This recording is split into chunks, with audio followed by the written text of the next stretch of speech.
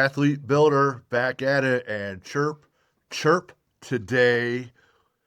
We have a little nepotism here. We got Jack Beebe online. So from walk-on to scholarship to starter to academic all district, MBA grad in December of 25, entrepreneur with Foot Stompers, employed by Dream Finders down in Nashville, Tennessee, where all the trees are falling down. And our podcast guest with Bustin' with the Boys is now podcast guest with Athlete Builder, all things powered by the AEA Institute and the Mental Edge Academy. Reach out to us for all your mental practices needs for you and your teams. Today we have Jack Beebe, one of the first people we've ever had back on the show twice. Back in episode 10, from way back in the day, we had the entire linebacking core for Ball State Cardinals a little bit over 2 years ago. Now we're in the 120s on our episodes right now. And so we welcome Jack back. Jack, thanks for being here today. Thanks for having me. So we're saying episode 10 is the best episode. I don't know if you've been hearing that rumor around, but Not enough. Not enough. I can tell you that. we had a reunion episode, I think. We could run it back with Joey and Gold, Weagle, 40. right? And 40, yeah. We'll see how he's doing down in, I don't know, Arkansas, I think. Yeah, Clean's med school. Everyone's working now. Yeah. Right off the bat, top two things that you miss about playing football for Ball State. I'd say like a combination of like the locker room, hanging out with your friends every day, just there's nothing like it. And then you go home and you're living with them. That's probably the best part. And then I think the second one is just take it for granted once it's gone, but just throwing the pads on. It's just nothing beats it and can't really replicate it anymore, which is kind of sad. But I don't really miss a lot of things about it, but those are two of the things I do miss a lot, I'd say. That whole rule of scarcity. Once things are gone, then people are like, oh shoot, I kind of It's gone. took a little bit for granted, and if you can't get it back, that's a little rough. And you go from being around those, there's 100 people on the team, but you probably saw 50, 60, 70 closely daily. Yeah, you're around them every day, so Every really day. to go to living by yourself in a different city, it's a little weird. Yeah, so it's just you and your apartment. Yeah. Eating the rugs. You and the rugs versus the apartment in Ball State. There'd be kids coming and going. Some that Yeah. live there and some that didn't, or you're going to someone else's place all the time. Yeah. And they're all football players, which is great. And they're all people like-minded. So, Like mine, yeah. yeah. Then there's the pads, the actual playing the sport, making things happen, right?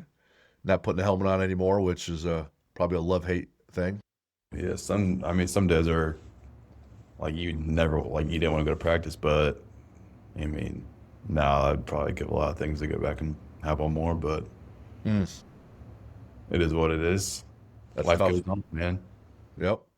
Two things you absolutely don't miss. And you're like, man, I'm never doing this again. Thank goodness.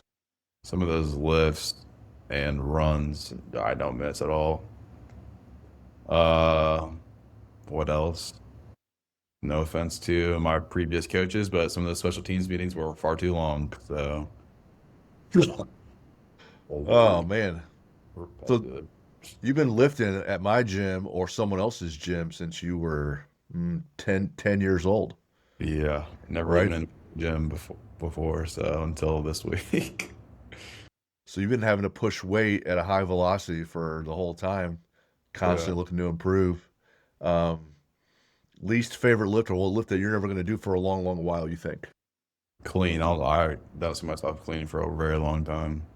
There you go. Shut up over the last year and then probably 4 years, which I know I'm not complaining because it's a good lift for athletes and I know it's beneficial, but I'm sick of doing that. Sure. Is it catching the weight when it lands on you? It's just everything. Loading the weight on the ground. No one wants to do that. Just if you're not explosive on the lift, like it's not going up. So sometimes Everything. if you're not explosive, like it's still gonna go up, but clean's a little different in my opinion. It is. You have to be explosive the whole time, and you can't Catch just isn't fun either. Yeah, that hurts the Sure. wrist sometimes too. It sure Yeah. does. So that and the special teams meetings, because there's more than one unit out there in special teams. You got to sit through so Yeah, much you're of it. just forever. Mm, mm. Mm. Favorite venue that you played at? We'll assume that Chirp Stadium, Schumann Stadium, the Shoe is number one. Let's just assume that, okay? Since that's your home Assumption, field, right? But there was Miami, there was Tennessee, there was Georgia, there was yeah. Kentucky.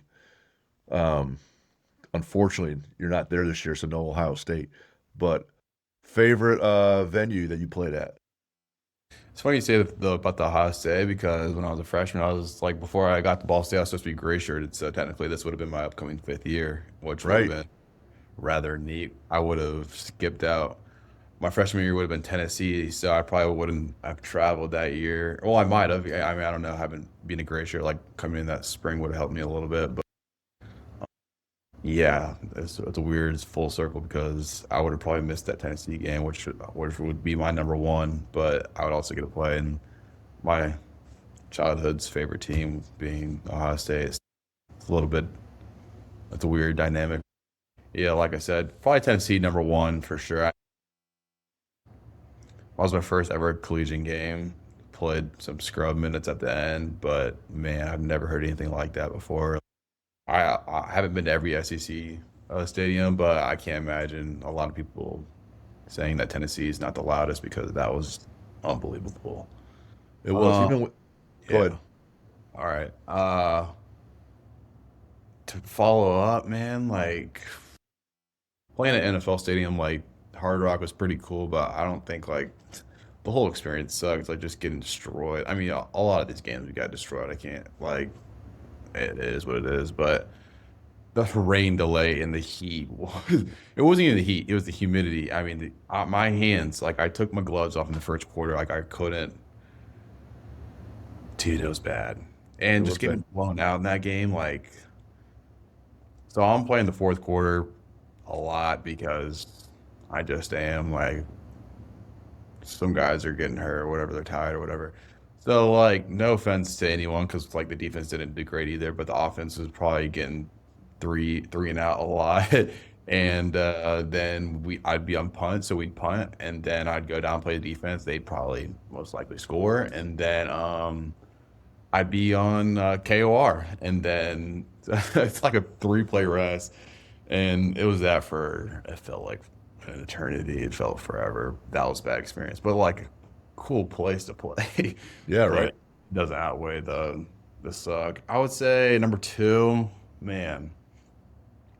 I would say Vanderbilt and or Georgia. I mean, those are no. I mean, Vanderbilt's not known for like a venue. Like it's not like a state of the art SEC venue or even like Big Ten up there. But I would say because like it was half of it was under construction while we played there, but just that was the closest big game that we were in, and I felt like we actually had a chance. Like we were in going into the third and fourth quarter. Like I think going to the Close. fourth quarter it was pretty close. So I was like, dude, this is pretty awesome. It was a night game, SEC.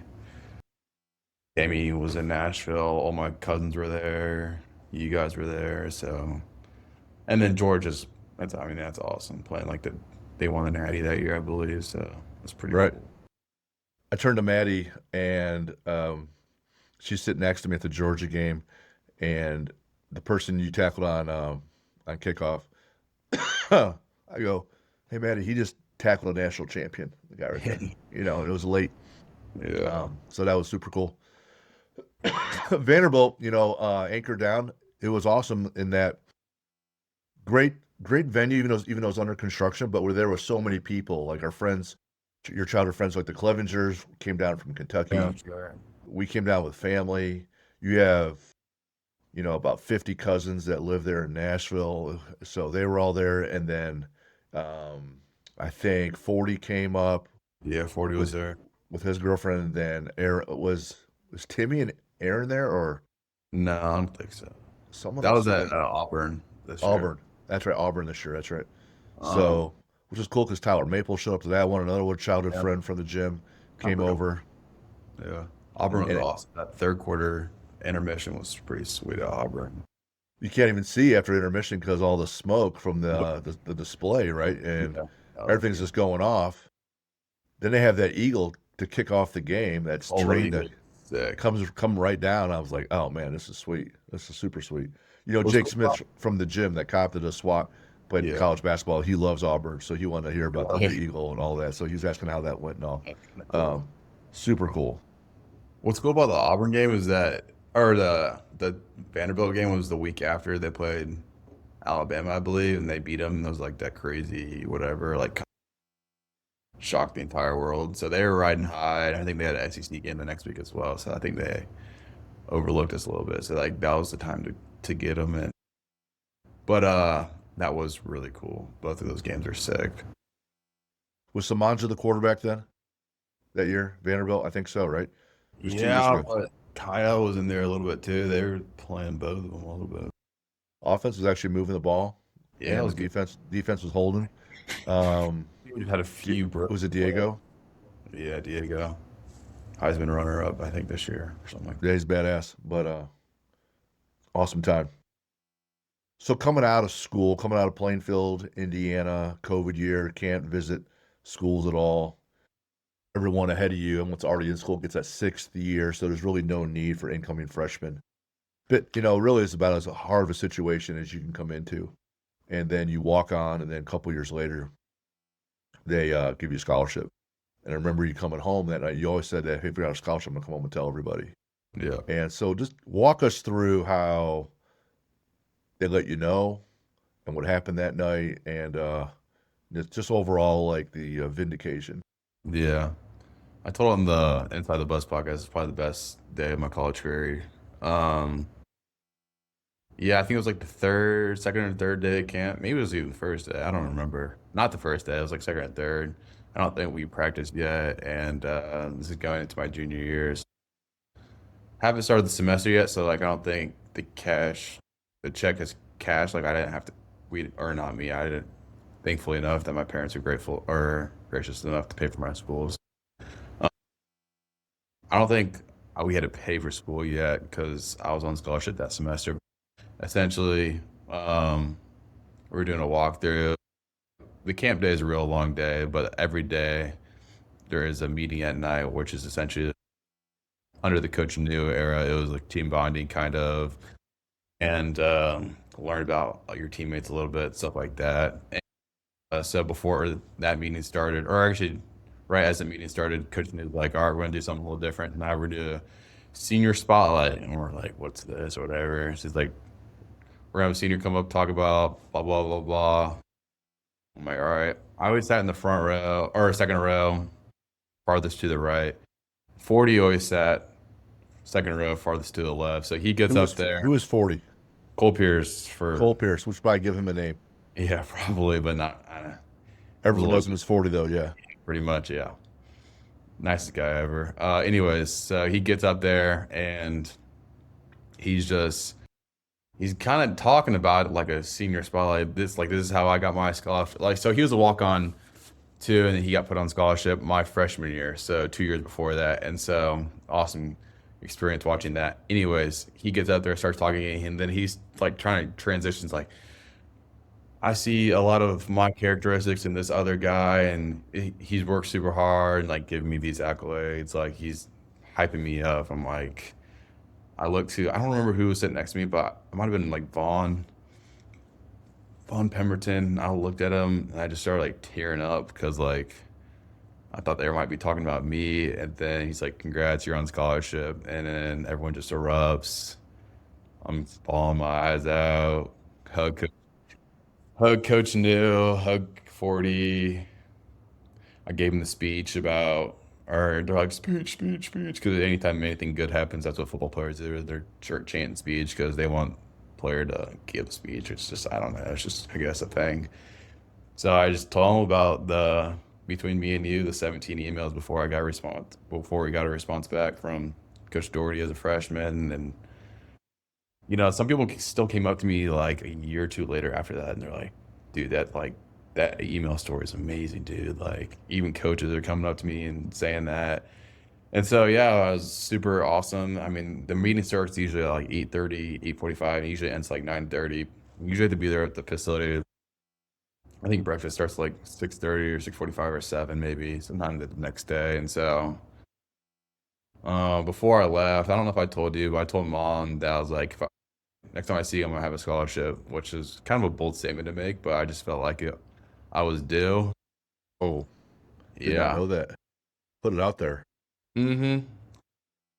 Yeah, I did a little bit. So I got in the car and oh man, I think I texted the Haggies, or called Mark, I think, and let him know. And then, because they're the reason, one of the main reasons I got there, I would say the primary reason that I showed up there.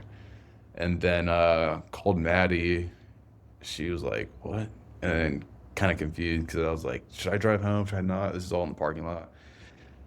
I'm like, "Yeah, I gotta do it." She's like, "What? Are you sure?" I'm like, "Yeah, just stay up." Because she was about to go to bed, and I was like, "Just stay up." Because she was at your house. And I was like, and then so like I called her like on the drive back. It's like an hour and a half drive back home for the listeners. It's gonna be a long trip, 3 hours, after 10 o'clock, and I'm tired from a long day of camps. It was minor risk. You probably would have told me not to do it in the time, but I was running on so much adrenaline. There was no way I was falling. It's like I was locked in. And Yeah, it's then, probably just juice the whole way. dude, yeah, I was like, no way. And then, yeah, I called Maddie. I was like, all right, this is what we're gonna do. We're gonna surprise the parents. And then, so I was like, Maddie, you knock on Dad's door and get him out here. And then I remember you walked out and you're like, what? Like, what's wrong? What are you doing here? And I was like, I got it. I was already asleep. Yeah, you were asleep. So Maddie woke you up, and like that's really rare for you to wake up your parents at over the age of 10. Yeah, unless something serious is going on, And right? so you were super confused. You're like, what? And then I told you, you were super happy, you hugged. You were, like I said, concerned for me getting back. You're like, are you going back tonight? And I was like, yeah, I am. Like, I go to mom's first. She's like, all right, just go do that. Like, you're excited, but you're also worried about me getting back safe. I was like, yeah, it'll be fine. It's there's a few moments when, and hopefully lots of moments in people's lives where a lot of things go on behind the scenes that no one is aware of, and it culminates, and then people see something, publicly. I remember the day that the first shipment of my books arrived, and Jen's looking at it, and she starts tearing up. She's like, "Man, you talked about this 2 years ago, and here it is." And so when your kid is um, injured in high school and comes back and ends up being a workhorse, so they play him all over the field both ways, and he's lifting before school and adding in all the food, and then COVID hits, and they might cancel the senior year. So senior night's the first game. People can't go to games. You can't get recruited. It was just obstacle, obstacle, obstacle. And so expectations change, efforts change. Your whole approach has to change in how to connect with a school because you can't connect, you can't see people. So you go through another obstacle, another setback, and you're like, is this, man, maybe Jesus doesn't want this for me, in my life. And then you get a little bit of help from the Hagee family, and people that don't know Mark and the Hagee family, they're elite level kicking coaches and elite level kickers. We all kicked in college, and they've coached high school, college, and pro athletes. But they had some ties to Ball State, and they reached out. And you're right, man. 17 calls or emails or DMs went unanswered, and then finally one happened, and then they bring you in, and they're like, okay, we got a shot. And a couple of years later, you get vindicated, like, hey, you are good enough to play at a D1 level. And then you're playing a lot of minutes, and you're playing a lot of positions, and then you're starting, and then you're all academic, all this and that. And it's like it's so easy to say, oh man, just keep at it and work hard, because that's really the thing. Yeah. But it's so hard to do because sometimes you're sitting there, you got to be like, man, maybe this isn't for me. Maybe I'm not good. You start doubting. You're like, maybe I don't have it. Maybe I'm not good enough. But you keep at it, and then finally you get a win that pushes all that away. Talk about the setbacks that first year, the learning curve as a freshman.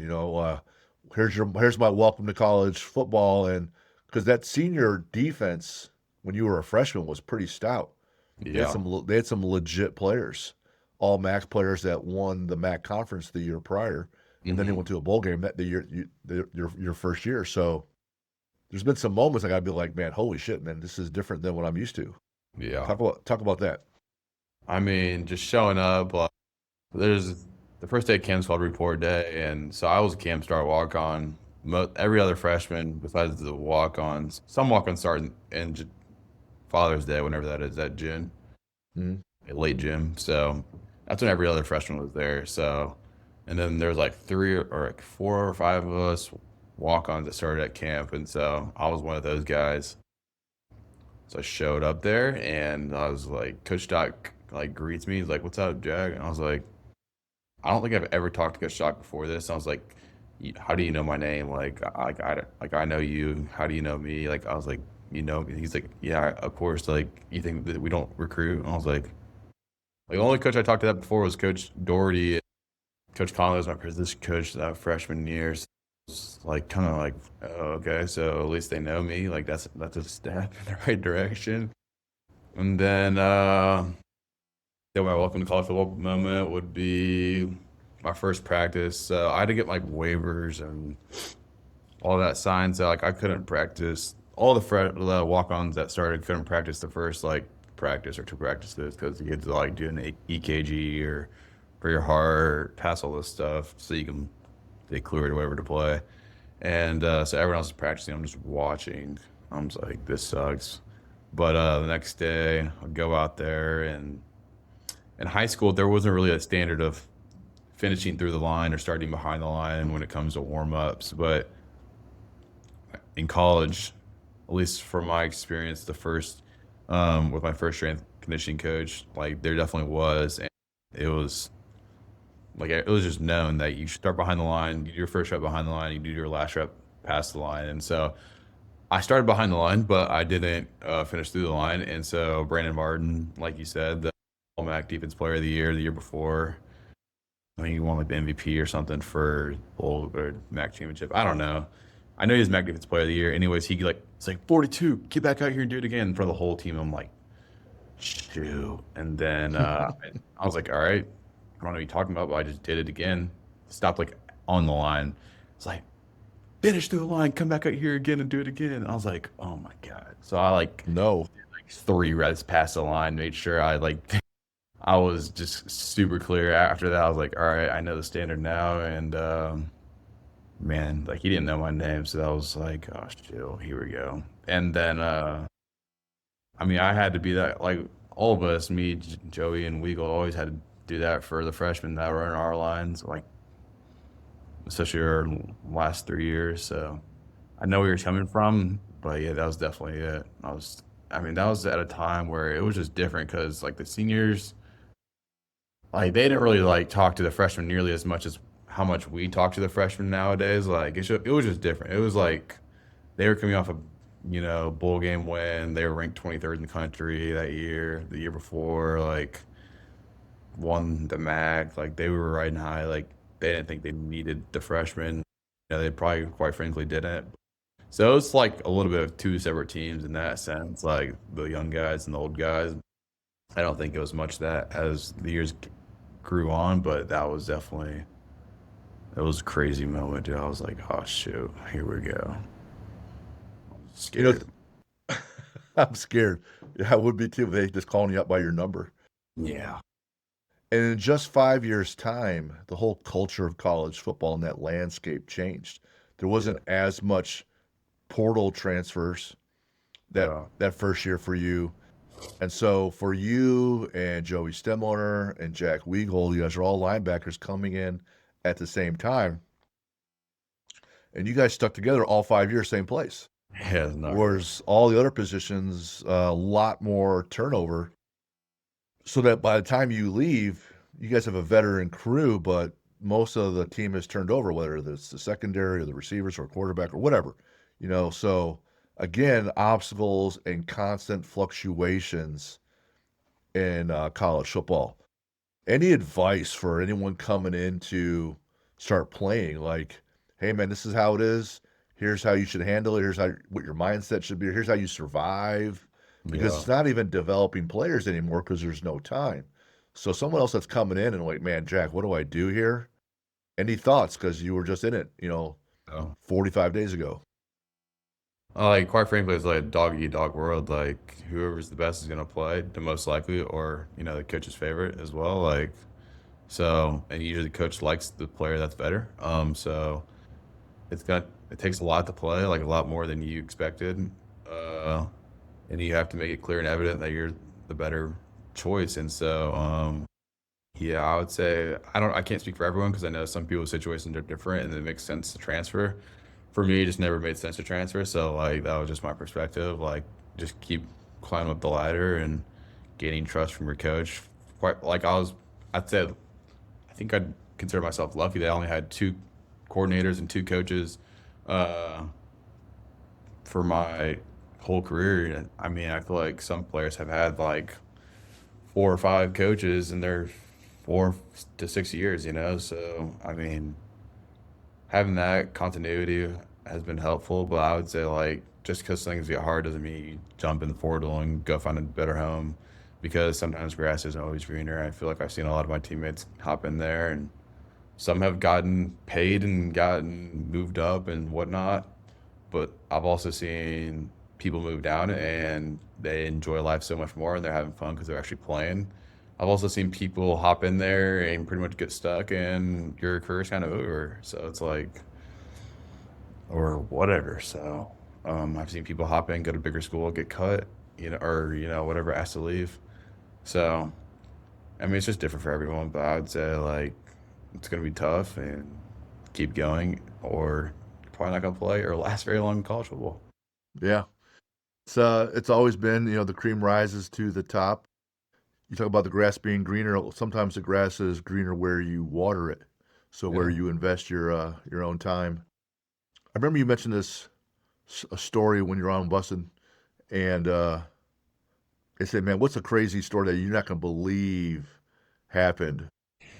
Oh Because gosh. things happen all the time. I remember one funny story you told me was a guy might be taking a shit in one of the stalls, and someone comes on the side with a trash can full of ice and then dumps it on him. Like so. There's boys being boys doing dumb shit, That happened. and whether you're in football or not, like there's just boys, dumb boy stuff, which I find it super entertaining and love it, and not as much as Jen. Jen absolutely loves those kind of stories. That's why she watches Hard Knocks. Um, so you got any gems? One or two of those for us?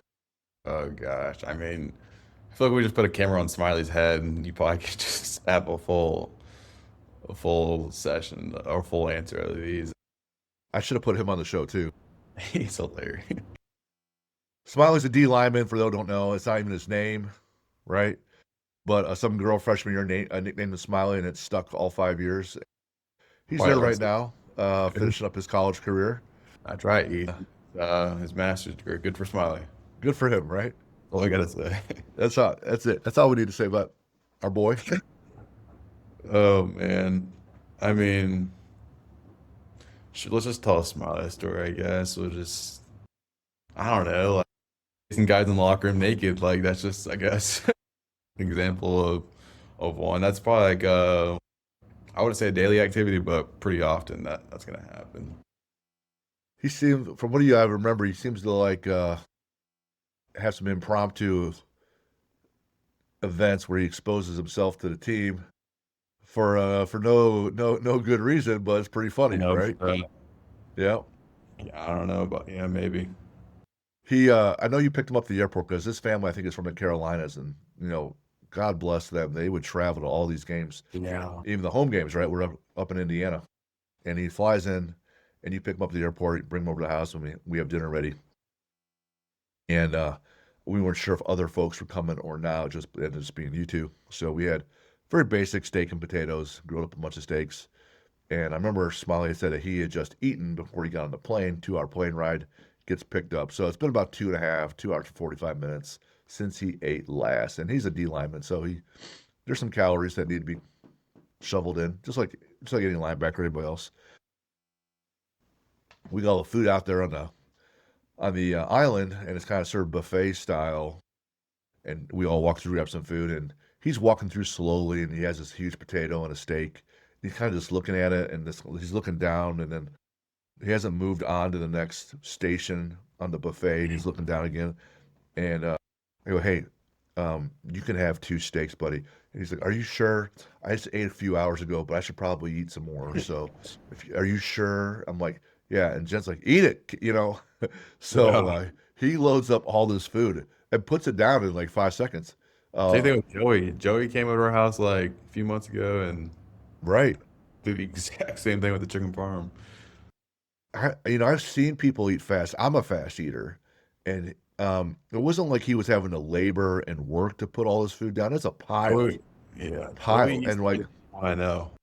Even somebody like we're all Lou and Joey for 3 years. Like, dude, he eats unreasonable amounts of food, and he just still like body fat's perfect, shredded. right? He just burns so much. I don't get it. And he does You get nothing. Kidding. you got to know your body and what it needs. You got to know what your sport or your life requires, and almost to a T, every athlete I ask, what's harder, all the physical training or the food? And they'll say the food. They'll say the physical Someone. training's hard, but if they don't get the food done, then everything just falls apart, right? Yeah. And so there's times when they're having to force feed or eat fast so they can get it in without realizing they're full. And so we had Joey over, another guy flying out, and we're like, "Here's a bunch of food, and Yeah. for dessert, we're gonna play Yahtzee, and sit there and hang out and play Yahtzee." That was the hardest part of Joey's not counting up the dice. Got no idea. Well, he went to Elder, so we had to talk slower for him, so that's okay. I had a specific question on football. What is your process for film study on any game that you just played to learn, or the game of the team coming up? What's your process? Man, I mean, I was super blessed to have good coaches. 'Cause both the coordinators were my linebackers coach, so that's super helpful because they know everything because they're leading it. And so, um, yeah, I didn't feel like something that like just transparently like I struggled a lot with overthinking about football and the thought of failing or if I mess up on this play, I probably won't get too many more snaps next week. And sometimes that was true. And so sometimes when you think about football a ton, then I honestly played worse. And so like especially my last 2 years with Coach Knowles, like, something I would say my last year especially like something that was good for me was just getting out of the facility and just going home and not worrying about football. So I would say like, yeah, while we're watching film, like asking a ton of questions and like we would enjoy it every time I'd ask a question, especially during camp. They'd always just look at me like, dude, come on, like we're trying to get out of this meeting, like just joking around or whatever. Are you serious? Like, you know the answer. I'm like, I truly don't. Like, and then and Coach Knowles would tell the answer and they would write it down. I'm like, oh, you guys are writing down the question that I asked. Real good here, buddy. Anyways, I think Coach Knowles and Coach Dodd did a great job of painting a picture of this is what we're getting, these are the looks we're getting, this is what we're looking for, stuff like that. So they were super helpful in that. Earlier on my career, I would say I watched a lot more film, just understanding the game and, looking at depths of, running backs and tight ends, just, see if they were splitting back or maybe if they're going for a pass or maybe they get this set and condense this set for running these 4 routes or whatever, or they like to block it like this or anything like that. So maybe the coach would say something and then I would come back after practice, watch a little bit more, but then try to get out of the facility because, I mean, a lot of people find like a lot of football players, that's all they have, just playing football. And when that was me, I would say like that was just a hard place to be sometimes. So I was like, I just need to get out of here. And that's kind of where the rug started coming in. But I'd say like my process was just obviously like being attentive during film. And when I did want to look at something more, I would just come in and watch a little bit after, maybe 20, 30 minutes, hour. If I was bored at home, maybe I'd go watch some film. Like what's cool about XS is they have a bunch of old films. So like, which is pretty cool. They have NFL film on there too. So you don't really get to see that every day, which was pretty neat. So sometimes I just wanted to go watch that, but I wouldn't say there was like too like regimented process. Like I wasn't like was equally dialed in like that or by any means, but um, yeah, I'd say that's probably my answer. The best process is always going to be the one that you stick to, and it's a give and take. And after you finish your college career, that's 9 years of high school and college combined. And as you build your overall knowledge base, you can watch a little bit less, presumably. Earlier on, when you're trying to learn, you get to shovel in more. Yeah, And then it becomes like, how comfortable do I want to be and how comfortable do I need to be to do your job well? And then sometimes, as you can probably attest, that you get asked on the field or you have to lead on the field because someone on your unit might be just slightly off, which yeah, impacts the play. So if you can adjust them a yard or two that here or there, it can make all the difference in the world. So, or maybe someone forgets, or maybe they're newer. Like someone gets hurt and someone comes in for a play and they're just a little confused because they don't have as much knowledge. So it does help to be as prepared as you want to be and as prepared as you need to be. for sure. Switching gears a little bit, the Jack and Jack show in the middle of the week at night. You guys, one of the things like very proud of is that by not to say this is from introducing Devon McDonald to you, but he's a great person and a friend and has mentored, here and there and made a definite clear impact working with you. But your faith was always good when you left. And it seems like you and Jack Wegold took it upon yourselves to lead off the field in that area. So talk about that experience and what you guys did there. It was never really our idea. I mean, I think freshman year, towards the end of the year, this guy named Trent Hatfield, great guy, one of the best people I've ever met. I'd compare him to 40 a lot in a lot of ways. And he's like, I want to start this Bible study. I'm like, all right, cool, I'm in, sure. So we started off doing this Bible study. I think our first one was after the bowl game our freshman year. And so we were at the Haven, which is like a apartment complex, and it was probably like 7 of us. Weagle didn't go at the very beginning. Weagle was not in. He was not a Christian by any means. And I think Brady was there.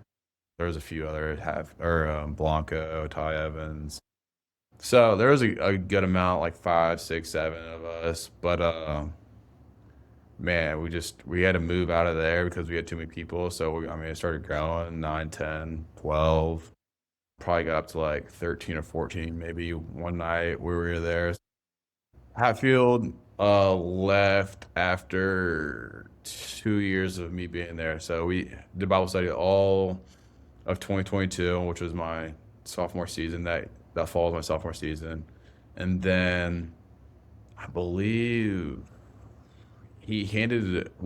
Brady, so him and Blanco were pretty much the two leading it. And so I can't remember if it was the spring semester or the end of the fall semester, but all 5 of us, Brady Hunt, Weagle and I, and then Blanco and Hat all went to Check's Donuts, and he pretty much gave us this template on how to run it. And it was pretty cool. Like, he shared a lot of thoughts, and he's like, things that we never even thought of, like sitting in silence is okay. If someone asks a question, like, or no one's talking, it's okay. Like, or you guys want to ask open-ended questions. You want to, just because you know the answer doesn't mean you should say, like, let other people talk. Just because you know something, like, doesn't mean, like, it's not always for you to say. Like, give other people the autonomy to talk and whatnot, because it's not bad if you just go there and sit there and listen. But when people are talking, and they're more engaged, and it's better for everyone. So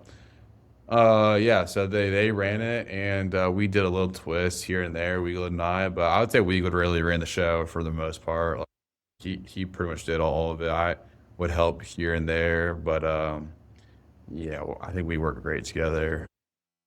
It was a great time. It was the best time of my week. It was it changed a lot. Like, we got up to 30 people once, I think maybe a little bit more than 30.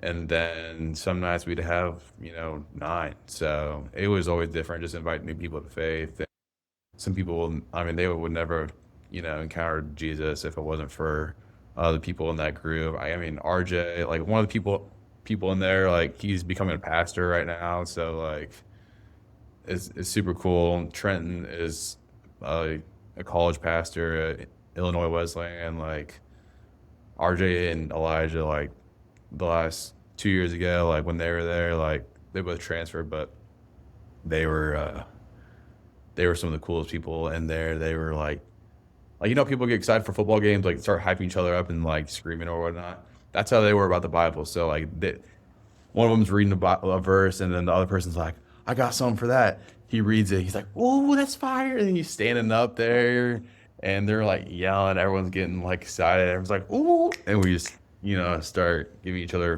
props or whatever. And dude, it was so cool. Yeah. So RJ and Elijah, they transferred to oh, not Duquesne. I don't know, Robert Morris. And so this is such a cool story because like essentially the coach was told RJ, he's like, I think you're more focused on spreading the word of Jesus than you are football. And he's like, yep, you're right. Quite frankly, I am. So RJ is super good at football, but he just knew like he was going to become a pastor. And so he was wrestling with that a lot. So I think he's finishing out at school and now he's becoming a pastor. And this guy, I've listened to one of his sermons, dude. He was amazing. So just seeing one of your buddies become a pastor is pretty cool. Yeah, dude, it's been all really cool. And now Cole Earlywan, one of my former roommates in that purple house, he's taking it over, and Tristan Cook, which are two great men. So I'm excited to see where it goes. They said they actually held the Bible study at that purple house, which you've seen that thing. It's cheap. Wow. But there was like over 25 people there, I think, the other day. So in that little house, but they said they're going to have to move it to the facility, which is always our goal. Eventually, we always wanted to get the majority of the team there. So didn't happen while I was there, but I think it'll happen eventually. I think it's really cool because when I first started there, it was only like 5, 6 people. Now it's like regularly like 20, 25. And out of a team of, 110, 90, 95 guys, depending on the time of the year, like it's pretty cool. So definitely grateful to be a part of that. And Holy Spirit worked crazy ways and through that team. And it's pretty awesome. Along those lines, shout out Bova. Tell us about who that guy is. Over, bro. Who is Bova? That was like, he's like I don't call him an angel, but he's like hovering over everyone. He has his hands on everyone, like in that group. Like he mentored a bunch What's of his name? Garrett. Garrett Bova. Yeah. And what's his profession? He has 2 jobs. Well, he is a preacher and pastor at Aligned Ministries in Chicago or Naperville, but he also works for like Brian Urlacher's hair growth company, I believe. But I think he's taking a lesser role there. He works there like 2 to 3 days a week and then works on the church the rest of the time. And you played football? Played football at Ball State. He's a beast. There's a mentorship program at Ball State, and essentially it's for like former players to like mentor younger players. So like a sales leader, executive at Stryker is one of them, and he's mentoring like Joey and medical stuff. So like essentially you fill out this paper. It's like, this is my profession. This is what I like to do. And then so they match you with someone in that industry. And so it's a really cool program. When my second year in that program, I got a new one, and it was Bova, and he was 40's mentor. I think he mentored Trenton a little bit as well. Me, like I said, Abney. Oh gosh, there's a few others. Maybe Christian Davis. I'm not sure. But dude, the guy's a beast. Super nice guy I've ever met. Like you've been around him a few times, and you're just like, dude, that guy has infectious energy, and that was always my goal to have something like that. And I know I'm not there yet, but dude, that guy he's awesome. Like just like I can't talk highly enough about him. He's just like waking me up when I was staying at his house one night when I was visiting him, and we're waking up in the morning, running 3 miles. We're saying all these declarations like, I have love, all this stuff, dude. Like, I've never felt like the Holy Spirit was more evident in my life than when I was with him. So, dude, he's the best. Dude, yeah. I owe a lot to him, and he's the nicest dude ever. He's great. His family's awesome. So, yeah. I wish I lived in Chicago just to be around him more, honestly. There's three people: Keith Parker, uh, Yeah. pastor, and then trains at my gym. There's Devon McDonald, who played Notre Dame, the Colts, and Arizona Cardinals, and has been a chaplain. And then Bova, where if I'm ever around any one of those three, those are the three people where I've felt closest to the Holy Spirit or Jesus Christ ever, Yeah. including the priests at my own church. And I felt greatness there as well, or closeness there as well. But those three folks, um, at all It's like, times, yeah. all times, and I'm like, this outstanding. Um, we talk about the portal. It took a little personal hit with the portal. You lose friends and all, but an even more important transfer occurred down to Belmont playing soccer, right? Which, for anyone listening, I think soccer is an outstanding sport. Shout That's right. out Maddie and shout out Sam, right? That's But right.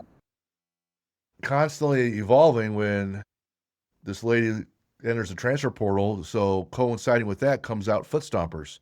So talk about those two dynamics, those two instances, and what's going on there. Yeah. So for the lovely listeners, I have a girlfriend named Sammy. She's great and really good at soccer. And yeah, so we've been dating for like, I don't know, 2.5 years maybe now. But after about 7 months or 8 months of dating, I don't know. She decided to transfer, which is awesome down here to Belmont, and which is a pretty cool place to be, I'd say.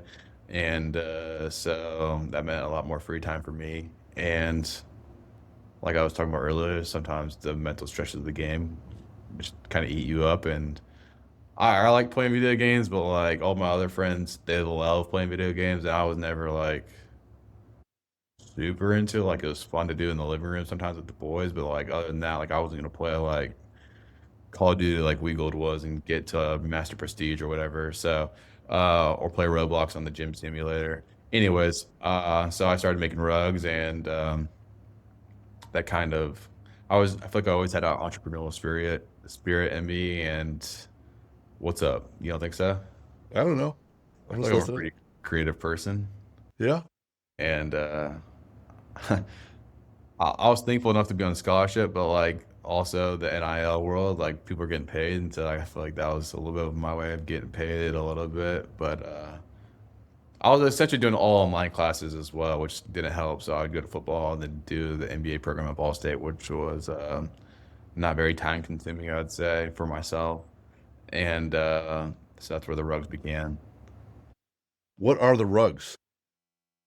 Rugs are this All little right. frame I have here. I won't say little, but I'll throw in a clip right here of them. But essentially, I make these custom rugs that go on the ground. They're pretty cool, I'd say. And I wouldn't say stitch, but I would buff them with a gun and shoot the yarn into a canvas, and then I shave it down and give it to people. Kind of turned into a business and a little one, I would say, but it was a good fun run. I'm still doing a little bit here and there, but not nearly as to the capacity I was doing last year with all the free time in the afternoon. Having a 9 to 5 is a little bit different. So those that are listening, he makes a custom rug of basically anything. Could be a square, could be a rectangle, could be a circle, and then Don't ask me to the too many letters, yeah, but the yeah. design could be anything. So oftentimes, since he's in the sports world, other people in the sports world want a custom rug of their favorite team. So I've seen the rugs made of the silhouette of a football player. I've seen the logos for Louisville Cardinals, Ball State Cardinals. I've seen Tennessee. I've seen Kentucky. I've seen all the logos for the main sports teams in Ohio. And then someone comes up with, hey, how about golf and the Masters? And I've seen that. That's Jen's favorite, by the way, the Masters. Someone wanted a rug done of their dogs, a couple dogs in their faces, His favorite. right? Yeah. Jack, true or false? These people you've done a rug for, John Gruden, Like go. Yeah, I love that guy. True. Bussin' with the Boys, Yep. Very true. Riley Leonard, Yep. True. Pat McAfee, True, but it's not delivered or posted, but it's made. It's made, so we still need I'm waiting to post it because I want to give it to him. I want to find a way to get it to him. Same with Caitlin Clark. Caitlin Same. Clark too, right? So you've made it, but those two are still they're in the batter's box. You need to make sure they get delivered, right? Yeah, kind How of like a about marketing scheme, I'd say, but yeah. for sure some of Yeah. your own teammates, Oh yeah. family members? Yep. So they hit you up, and you've been on broadcasts of your rugs, and Yeah. Forgot I was on the news. I forgot about you're on the that. news about that. They interviewed you at Ball State when you're playing Auburn, when you were playing Connecticut last year. When they, if you're listening to the announcers, you'll hear, "Oh, this is the guy. This is the one that makes the rugs." Yeah. So they're talking about it on NBC. That if anything, the rug doctor. Yeah. It's pretty As cool. as you're transitioning, you're not playing football. You're not in school anymore. No more having to take these tests. You seem to be making an impact where you go. You made an impact with people's faith. You made an impact financially with your own business, but also delivering on the field, delivering in the classroom, and delivering a physical product. And it's easy for me to ask, hey, what's next? It's a very broad. So, do you plan on helping mentor Ball State kids? Do you plan on a Bible study down in Nashville? Any Yeah. new ideas or thoughts in the horizon, or are you still kind of like settling in and kind of like finding your way? I'd say a little bit of both. Definitely settling in, like for I guess the listeners, moved to Nashville early January, thanks to the help of my parents. Super nice of them to bring all that stuff down. But I would say I'm probably gonna continue to still do the rugs. Yeah, I like doing them, time consuming, but when you have a 9 to 5 that pays a little bit more than the rugs and a little bit less labor, it's a little different. So, I mean, it is what it is, but I still enjoy doing it. It's something nice to do in my free time. Like living alone, sometimes it gets a little boring. So, definitely a good way to fill the time, and people want them, so I'll keep making them. Bible study wise, I mean, we always talked about doing one like the grads. So like maybe Weaglet and I and 40 and Trenton, Brady Hunt, we get a study going online. We had one going recently. So Tanner, Christian Davis, Christian Avenue. So there was a bunch of us that had one going online. So maybe I'm thinking about reaching out here soon, starting that back up because it's a good time. And I mean, I mentioned this on the Inside the Bus podcast. I'm sure you're waiting for me to say it, but I'm planning on hopefully getting a golf simulator in my house, my Oh, apartment. that's right. I didn't even write that down to ask. I forgot about that. Golf simulator in your apartment. Holes everywhere. Holes everywhere. Balls through walls, clubs hitting the ceiling. That's what I everyone keeps saying, but here's the thing with that. People told me the rugs are a bad idea at first too, or not a bad idea. They were questioning, how you gonna do that? How you gonna do this? Who's gonna buy that? Blah blah blah blah. All I've ever heard was doubt. Whether it was football, you're not good enough there. You can't make rugs. These these people are way better making rugs than you. You can't get it to them. Blah blah blah blah. I'm like, all right, cool. So I think this is just another one of me having to, typical prove people wrong once again that this is gonna be just fine. It's gonna work perfectly.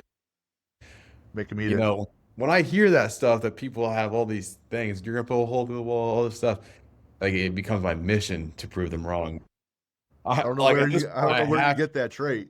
Yeah, I feel like I just have to do it now and follow through on this idea. I'm gonna probably hopefully make some content out of it. It'll be kind of fun, make a rug for like the landing area or Hell yeah. something fun. But yeah, Practicing your short game. yeah. So hopefully I can get better at golf. It's just fun, I guess. Kind of There's one experiment. other little piece, and I start off the show with the intro, and I mentioned that we're powered by the AEA Institute, and I'm collaborating with them more and more, heading up their athletic division, and I'm looking for ambassadors. And what we're doing there is a industry leading software and app for teams and their athletes to work on their mental performance reps, just like you would with your nutrition or your training. There's daily reps, situational reps, things to get better at mentally all the time. And Jack, you asked and agreed, and we brought you on as one of our ambassadors. Yeah, So I forgot. just tell us why you're looking to make an impact there. Well, I think Well, quite frankly, just being slightly money driven, I think just making more money sounds enjoyable. You can do more fun things. I have goals and I want to achieve certain things. So I think having money is a tool to do that. And so, uh, like I said, that having the entrepreneurial spirit kind of coincides with the competitive spirit, I'd say. And so I think 100% commission based sales role is the the idea of that. And so I think it's a cool way to do that, and it's, scratch that itch. Also, I think, making an impact where I know I could have used some help there, especially in the middle years of my career. I think it would have been cool to help give back to the people that I know that could use this. I wish I had the product. So, yeah, there's a few ways of me doing that. I think it's just a cool product, and so I'll try to help people out that way. So, I think when you first approached me about it, you said it checks a lot of boxes and that it scratches your itch for being a competitive athlete. yeah. There's a competition piece there. You mentioned that there's things that you wish you had as a player, and you just finished being a player a couple months ago.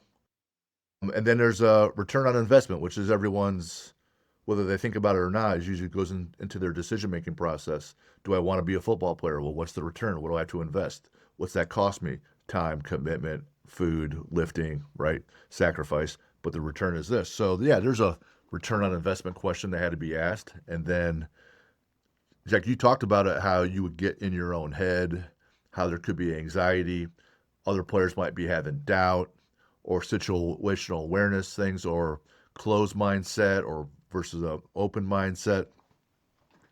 And that's what the product does. It addresses those exhaustively. And when teams start utilizing that approach, happiness goes up, Yeah. anxiety goes down, curiosity goes up, your willingness to be in stressful situation goes up because you're more used to it and comfortable. So your resilience goes up. So just like anything else, the more you use it, the more benefit you get. All right. So when I always have these rapid fire questions at the end, and I've already asked you these questions, so I have some different ones for you. Oh, great. Top two favorite lifts in the gym, one and two. I would say I like seated cable row, as Dad knows. Yep. Need that sucker back.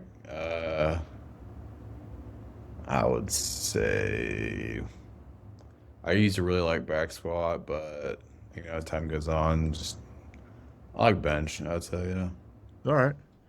You have a favorite? Well, a side note about that is that I went to the public gym for the first time this week, and dude, Boy, like, what do I even do? Like, I don't know what I'm doing. I was just trying to get the lay of the land. Like, I'm trying to time out my route to work. It's like a minute away from work, so I'm just like, all right, do I do this? Like, where's the locker room? Are there showers? Like, I'm just trying to figure out where to go, essentially.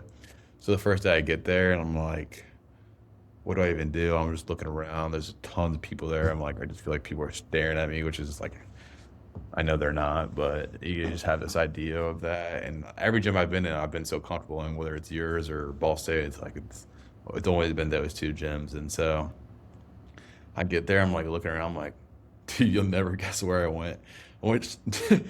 I feel like a loser saying this, but like I went to the Stairmaster and just got on there and started climbing stairs. oh my gosh.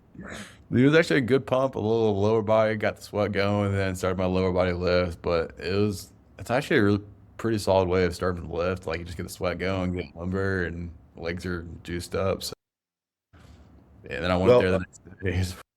I got a number of different programs online that we utilize. So whether it's bodybuilding or CrossFit or Yeah, I know. I powerlifting, just need to write a plan for myself. I was like, I'm just trying to figure this out. So or I you didn't just know log what I had you or just what. log into ours and then copy one of ours if you want. Yeah.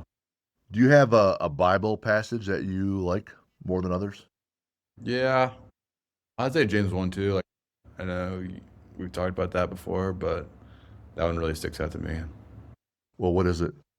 Consider it pure joy, my brothers and sisters, whenever you may face trials of many kinds, the testing of your faith creates perseverance in the Lord. Let perseverance finish its work so you lack nothing. Yeah, I feel like it's pretty Beautiful. good. self-explanatory. Favorite board game to play?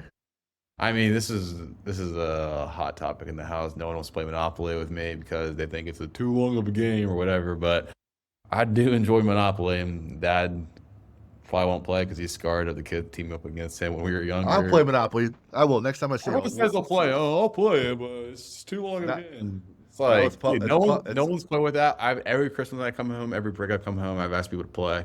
I only been played in several years. Mom definitely never playing. Sam, Matt, yeah, it's too long of a game. Blah blah blah. Well, Like it's, chess. it's out there publicly, so I'll play Monopoly. I know you like chess, and man, whooping my ass to that as well. I'm getting good. Give a favorite video or online game. Chess. Chess, okay. Do you have a football ritual pregame or pre-practice? No, I'm not superstitious at all, really. Gotcha. Favorite NFL player to watch? I don't know how much of it is watching him play right now. I wish he was playing more, but Jameis Winston's my favorite. He's awesome. Kind of like gives off the Boba energy a little bit, in the fact that his spirit is just infectious, and he just has like an aura around him, which is a glow, happiness. Seems like. I think I might get in the habit of shouting out Jameis Winston on this show every time we record, in hopes that eventually, if I get like 50 of those clips and I keep sending it to him, maybe he'll agree to be on the show. So shout out Jameis Winston. That happens, my wife's going to lose her mind. She's so excited. Well, I'll have to be a fly on the wall for that interview. Where can people find you or your rug business? Absolutely nowhere. Actually, on the billboards of all of Plainfield. No, I'm kidding. Foot Stompers on Instagram. I think it's just foot.stompers, I believe. Jack_Beebe. I don't really post too much on there, but foot.stompers is where the rugs reside. Most on Awesome. Instagram. I don't really use TikTok a whole lot or anything like that, but if you want to throw in orders, DM me. There you have it. There you have it. And like we mentioned, we're powered by the AEA Institute. And if you need to reach us, email me at info@athlete-builder.com. Been a lot of joy today and a gift that I was able to collaborate with my son on this show. He is tremendously missed. It was hard when he left again. It was just great that I'm always grateful for the times that we can connect and talk about life and make an impact on ourselves and each other. So for those that listen, I encourage you to do the same. Jack, thanks for being on the show. Love you, buddy. Bye. See ya. Done.